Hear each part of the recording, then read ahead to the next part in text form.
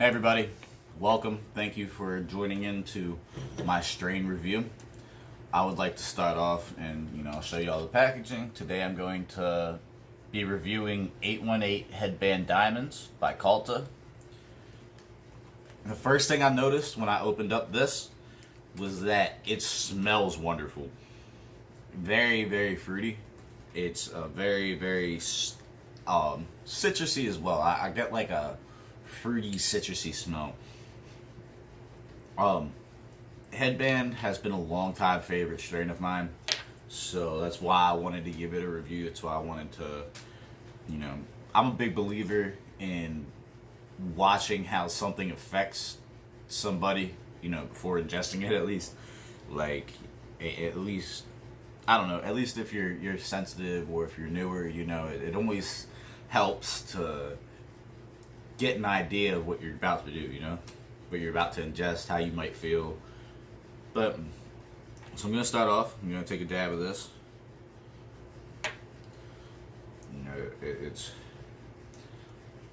I have the temperature. I'm actually going to turn the temperature down a little bit because my last dab was a little hot. So I'm going to turn it down to I had it at 639. I'm going to turn it down to, we'll do 600.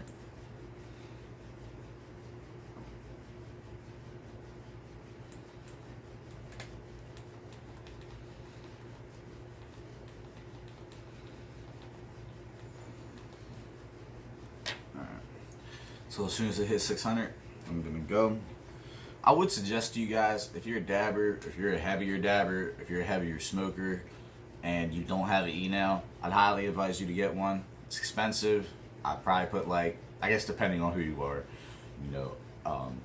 but it costs. I probably spent about a little bit over 300 on mine, but the amount of money that I've actually saved in dabs is probably way over that. I mean, I was taking roughly between 100 to 150, maybe 200 milligram dabs, 0.1, 0.12, or sorry, 0.1, 0.15, 0.2, but with this, I take maybe 25 to 10% of that. Maybe 20 milligrams instead of 200 milligrams. And because, it's an electric nail, it just stays the same temperature. Your dab just keeps going. And it's just, it really stretches out my dabs. A gram of dabs really wouldn't last me but a day or two before, and now it lasts me a little bit around a week. You know what I mean? So if you're consuming anything once a day and you can make that one time a week, you know what I mean, you're already spending a sixth of the money, because if you're doing it once a day, now you're doing it once every 7 days. It's, instead of doing it 365 times a year, you're doing it 52 times a year. So I mean, you can see where a gram of dabs, let's just say $40. Let's say you're getting it for $40 for the gram. 365 times 40. Just to make myself a little easier, I'm gonna do 350 times 40, and that comes out to what, 14,000. So if you bought a gram of dabs a day, that'll be $14,000 a year, $40 a gram. As opposed to a gram once a week, that's about what, 52 times 40, so 20 or 2,080. I was gonna say 2080, so 2,080. So literally spending that $300 on your e-nail if you're a gram a day dabber, which I know is a serious dabber. But if you're a gram a day dabber and now you go to a gram a week on your e-nail, that's literally saving you $11,000-$12,000 a year. I mean, that's a substantial amount of money. Okay, well, it's switched to the right temperature, so I'm gonna go ahead and do my dab now.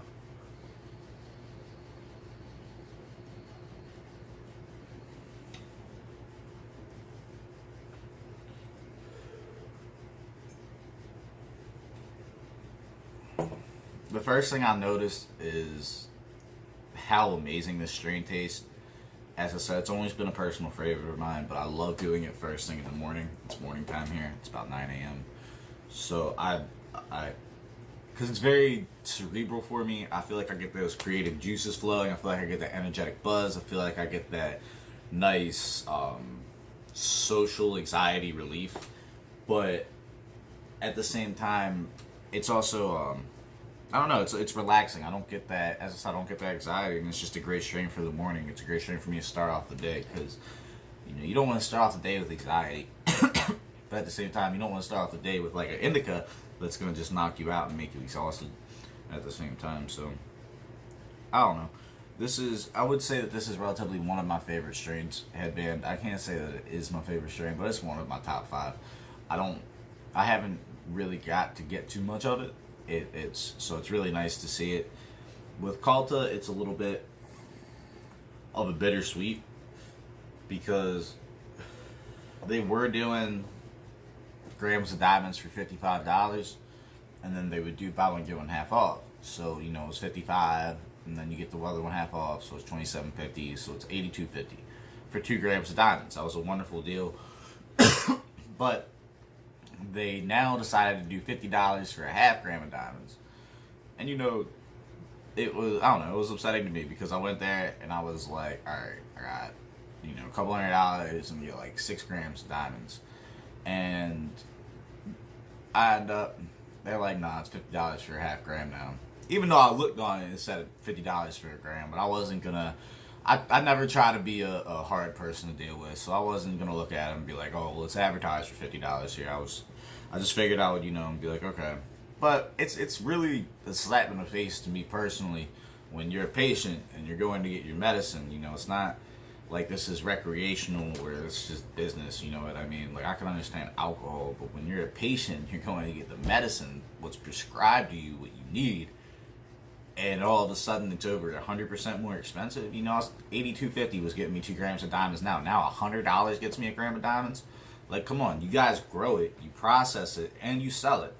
And now, you've shown us how well you've done. I understand that you sell out and you can't keep the product for as long, but you've shown us, you've shown us what you can profit off of. You've shown us that y'all are doing well off of it, and now you just decided, well, I'm just going to raise it 120%.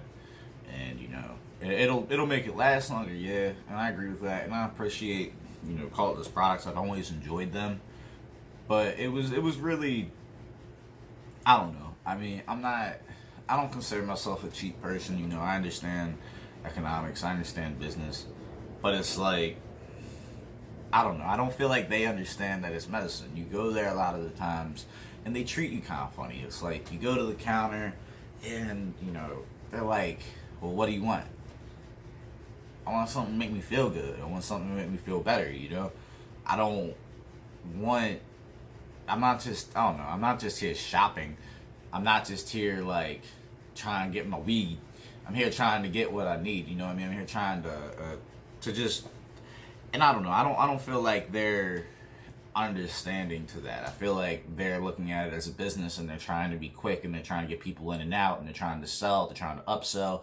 You know what I mean? Now their prices are going up, and it's just like, to me, that's not, I don't know, that's not what this industry should be about. I really am trying to get involved in the CBD business. It's a big passion project of mine. That's not going to be let's raise prices 100% on people. It's gonna be something that's trying to help people. It's trying to help the community. And I don't know. I personally see it as a little bit of a slap in the face. I enjoy Culta. They do have great products. I'm not trying to be a naysayer. I'm just trying to be honest and trying to give you guys honest reviews, because I don't feel like there's really much information out here. I don't really feel like there's really anybody talking for us. I don't feel like there really is much going on. But I don't know. I don't know if you guys, are medical and you guys are in Maryland. I'm wondering if you guys have the same experiences as I do, because I really, really never enjoy when I go into a place and I feel like I'm being rushed. You know what I mean? I want to come in here and I want to look around. I want to hear a little bit about what I'm getting. I don't want to just, what if I have extremely bad PTSD and sativa just makes my anxiety crazy? You know what I mean? It's just like, I don't know.